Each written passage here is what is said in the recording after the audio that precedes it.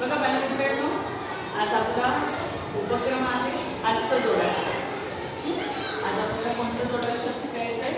त्र. कोणतं शिकायचं आहे? त्र. दिसला त्र? तर हा त्र कसा तयार होतो? तुम्ही त शिकला आहात बरोबर. त मध्ये र मिळवला म्हणजे त अधिक र म्हणजे त्र तयार होतो. बोला त्र. बोला त्र. मग ह्या त्र पासून शब्द तयार होतात. आता मला सांगा, हा काय आहे? त्याला मराठीत काय म्हणतात? त्रिकोण. काय म्हणतात? त्रिकोण. मग हा त्रिकोण शब्द कसा लिहितात बघा. त्रिकोण कसं लिहितात? असं लिहितात. हा, आता हे काय आहे? त्रिशूळ. काय आहे? त्रिशूळ. काय आहे बालमित्रांनो? आता हा शब्द कसा लिहितात? असा त्रिशूळ. समजलं का?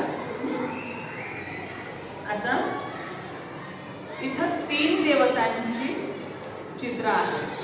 तर असं 3 एकत्र राहिलं की त्याला काय म्हणतात? त्रिमूर्ती. काय म्हणतात? त्रिमूर्ती. त्रि म्हणजे काय? 3. मग हा त्रिमूर्ती शब्द कसा लिहितात? असा. समजलं? त्रिमूर्ती. आता तुम्ही रामायण पाहिले का? त्या रामायणामध्ये त्रिकुट पर्वताचं नाव आहे. त्रिकुट म्हणजे जिथं 3 पर्वत असे एकत्र आलेले असतात. 3 शिखरांचं पर्वत म्हणजे त्रिकुट पर्वत. त्रिकुट शब्द बघा आहे. त्रिकुट आहे 1 2 3 आणि पर्वत आहे मग त्रिकुट. मग त्रिकुट शब्द कसा लिहितात? असं. आता ह्या 3 नद्या या ठिकाणी एकत्र आलेल्या आहेत बघा. इकडून एक येते, इकडून एक येते, इकडून एक येते, इकडून एक, इकडून एक आणि इकडून एक. मग 3 नदींचा काय झालाय? संगम. किती नदींचा? 3 नदींचा म्हणजे त्रिवेणी म्हणतात. जेव्हा 3 नदींचं एकत्र येतात ना त्याला काय म्हणतात?